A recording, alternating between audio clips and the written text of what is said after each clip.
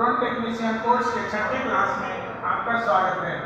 इसमें basic electronics को आगे बढ़ाते हुए हम लोग विद्युत वाहक बल के बारे में समझेंगे। इलेक्ट्रोमोटिव फोर्स EMF किसी चालक में से विद्युत धारा को एक सिरे से दूसरे सिरे तक प्रवाहित करने वाला बल विद्युत वाहक बल कहलाता है। यानी अगर कोई तार है तो यहाँ से यहाँ इलेक्ट्रॉन को अगर भेजना है तो वो यूं ही नहीं चला जाता है, उसमें एक बल उत्पन्न करना पड़ता है, तब इलेक्ट्रॉन यहाँ से वहाँ जाता है। तो वो बल कितना है, वही फोर्स जो है, बल है, वही विद्युत वाहक बल कहलाता है। इसको हम लोग SI मैट्रिक्स का वोल्ट है, इसको V से लिखते हैं। और यह cell, battery, generator, thermal power इत्यादि से प्राप्त होता है। यानी बिजली कहाँ से प्राप्त होता है? बैटरी से, सेल से, थर्मल पावर से। तो वो जितने बल से भेजता है उतना बल वाला हम लोग को वोल्ट प्राप्त होता है। अगर वो कम भेजता है, कम बल से भेजता है तो हम लोग को कम वोल्ट मिलता है।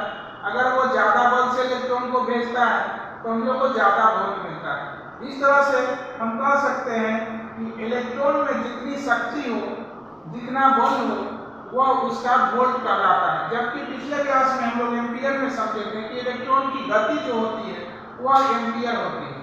तो एम्पियर और वोल्ट में यहाँ थोड़ा सा अंतर है। इलेक्ट्रॉन की गति को एम्पियर कहते हैं और इलेक्ट्रॉन की शक्ति को हम लोग वोल्ट कहते हैं। तो आप लोग इस पर ध्यान दीजिए। जैसे कोई ड्राइवर होता है, कोई बस को लेके जाता है, तो वो कितने व्यक्ति को लेकर जा रहा है, वह अगर उसकी शक्ति के रूप में उसे कंसीडर करें और वह कितनी जल्दी पहुंचा रहा है, तो उसके हम स्पीड को हम लोग एम्पियर के रूप में कंसीडर कर सकते हैं। ये उदाहरण बताया गया। तो इलेक्ट्रॉन कहीं से कहीं अगर पहुंच रहा है तो वो यूं ही नहीं पहुंचता है, उसमें एक बल उत्पन्न करना पड़ता है। जैसे थर्मल पावर में कोयला जलाकर उससे इलेक्ट्रॉन बल उत्पन्न किया जाता है, या जल विद्युत के माध्यम से, या बैटरी के अंदर रासायनिक प्रतिक्रिया के द्वारा इलेक्ट्रॉन को बाहर निकालने के लिए बल उत्पन्न किया जाता है और बैटरी से हम लोग वोल्ट प्राप्त करते हैं।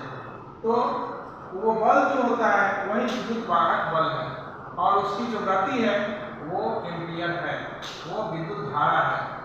ठीक है, इसी तरह समझते चले।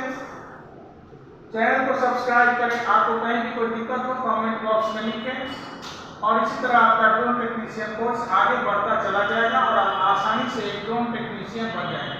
नेक्स्ट क्लास में फिर मिलते हैं। धन्यवाद।